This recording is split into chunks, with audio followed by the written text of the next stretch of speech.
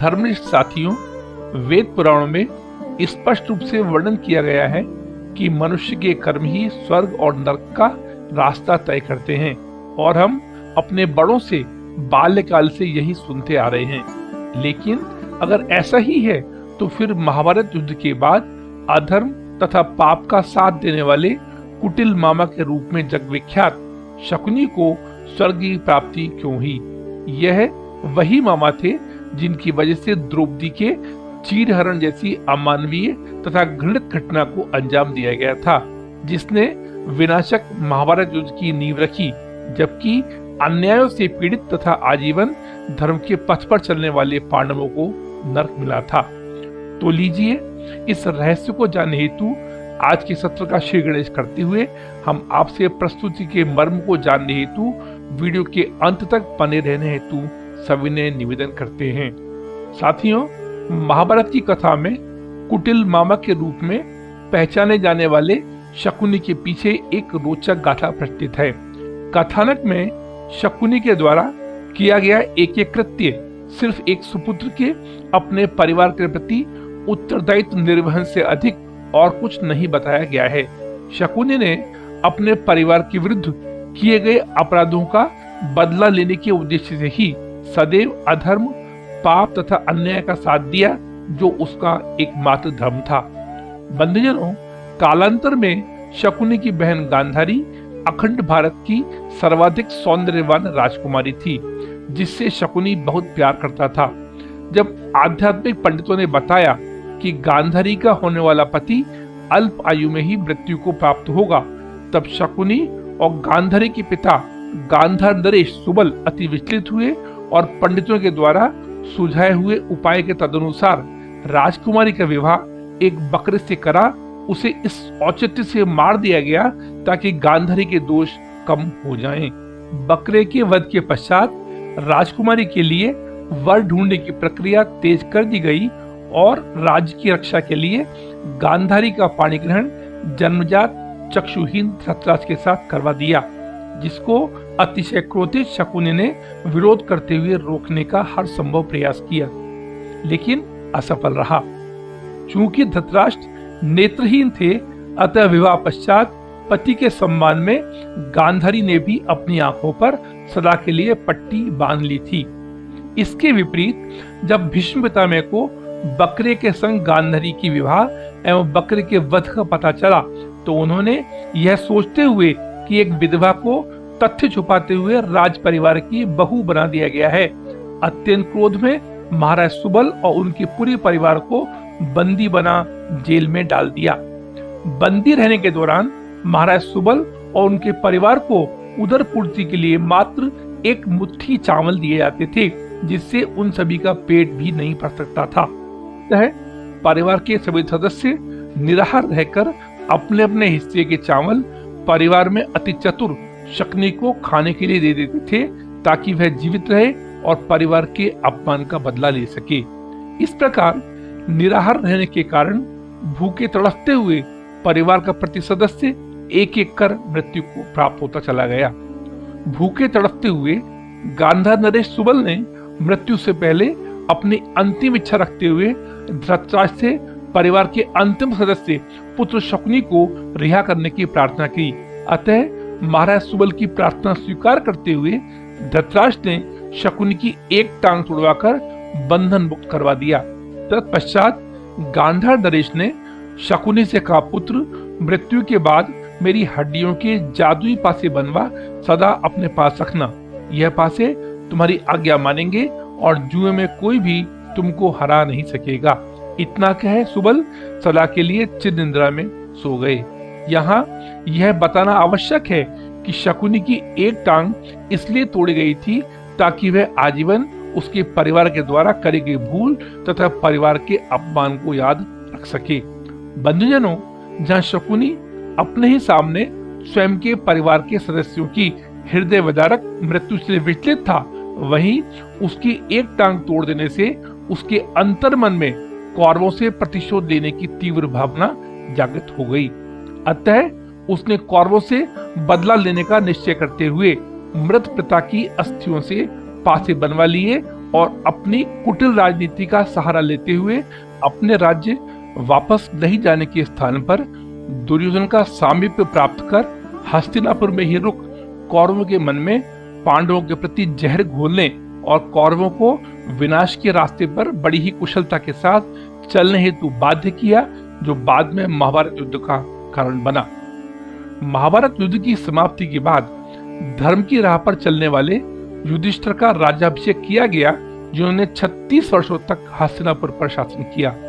तत्पश्चात उत्तरा और अभिमन्यु पुत्र परीक्षित को राज्य सुपुर्द कर युधिष्ठिर ने अपने भाइयों और द्रौपदी के साथ स्वर्ग की ओर प्रस्थान किया, जहां पर्वत से गिरकर द्रौपदी मृत्यु को प्राप्त हुई। जहां द्रौपदी की मृत्यु पर अर्जुन, भीम, नकुल और सहदेव ने पीछे मुड़कर देखा, वहीं युधिष्ठिर बिना किसी प्रतिक्रिया के अपने धुन में चलते रहे। यह देख जब अन्य भाइयों ने युधिष्ठिर से इसका कारण पूछा तो युधिष्ठिर ने कहा, निसंदेह द्रौपदी हम सभी को पति मानती थी, लेकिन फिर भी वह अर्जुन से सबसे अधिक स्नेह रखती थी, अतः द्रौपदी ने धर्म का पालन नहीं किया।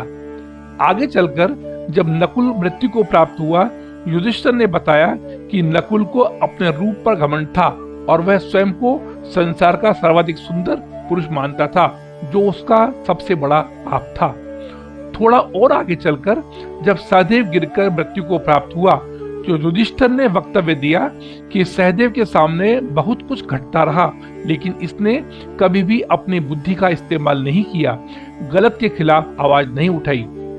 जब यही घटना महाबली भीम के साथ घटित हुई तो युधिष्ठिर ने अपनी प्रतिक्रिया व्यक्त करते हुए कहा, भीम को लालच था, वह खाना देखकर स्वयं को रोक नहीं पाता था और दूसरों की विपत्तियों पर हंसता था, इसलिए भीम के साथ ऐसा हुआ। अंत में जब अर्जुन मृत्यु को प्राप्त हुआ तो युधिष्ठिर से प्रश्न करने वाला कोई शेष नहीं रहा था, अतः खुद ही उत्तर देते हुए युधिष्ठिर ने कहा, अर्जुन, हालांकि तुम अपनी कला में अच्छे थे लेकिन श्रेष्ठ नहीं थे, फिर भी तुम्हें यह अभिमान था कि तुम ही संसार के सबसे अच्छे और बड़े धनुर्धर हो, और यही तुम्हारा पाप था। युधिष्ठिर जब अंत में एकाकी सुमेरु पर्वत पहुंचे, देवराज इंद्र स्वयं उनको लेने के लिए आए, क्योंकि उस कालखंड में जो भी जीवित प्राणी सुमेरु पर्वत की शिखर पर पहुंच जाता था, उसको संपूर्ण ज्ञान के साथ सशरीर स्वर्ग प्राप्त होता था। बंधुजनों, जैसे ही युधिष्ठिर वाहन में आरूढ़ हो स्वर्ग की ओर जाने लगे, उनकी नजर हस्तिनापुर से उनके पीछे पीछे सुमेरु पर्वत तक आए एक श्वान पर पड़ी, जिसको भी जब युधिष्ठिर स्वर्ग ले जाने लगे तो देवराज ने मना कर दिया।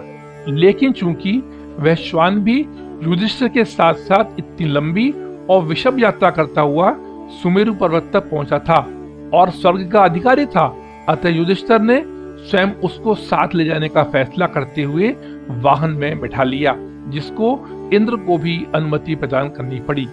जब युधिष्ठिर स्वर्ग पहुंचते हैं तो वहां पहले से उपस्थित शकुनी, दुर्योधन और दुशासन को देखकर अचंभित होते हैं, क्योंकि वहां उनके पांडव भाई तथा द्रौपदी मौजूद नहीं थे। जब युधिष्ठिर ने भाइयों और पत्नी के संबंध में जानना चाहा, तो जहां उन्हें उन सभी के नरक में होने का पता चला, वहीं उन्हें नरक की आग में यातनाएं झेलते हुए भी देखा।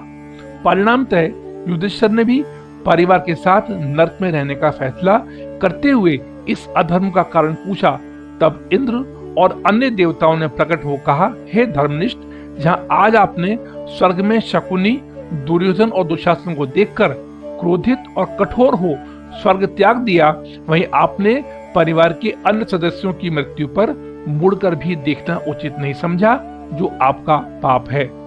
फलस्वरूप देवराज और अन्य देवताओं के कहने पर युधिष्ठिर ने अपने कर्मों के बारे में चिंतन करते हुए मन से कौरव के प्रति दुर्भावना को निकाला एवं स्वर्ग पहुंचे।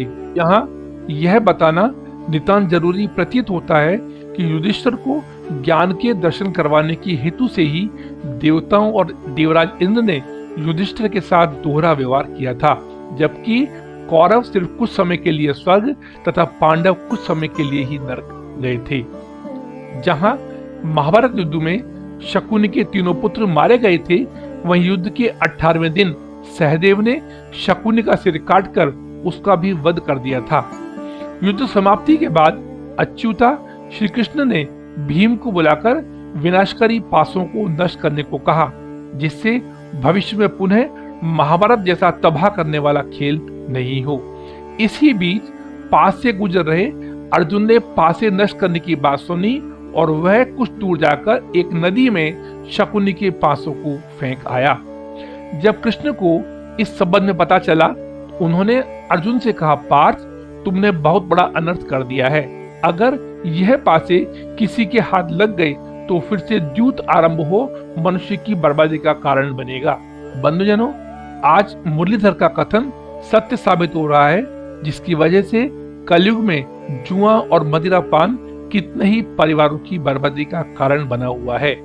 अतः यह स्पष्ट है कि शकुनी ने अपने परिवार के विरुद्ध किए गए अपराधों का बदला लेने के उद्देश्य से ही सदैव अधर्म, पाप तथा अन्याय का साथ दिया था। उसने अपने परिवार को भूख से तड़पते तथा दम तोड़ते हुए देखा था और उनकी मौत का न्याय करने के लिए ही उसने इतने पाप किए जो उसका मात्र धर्म था।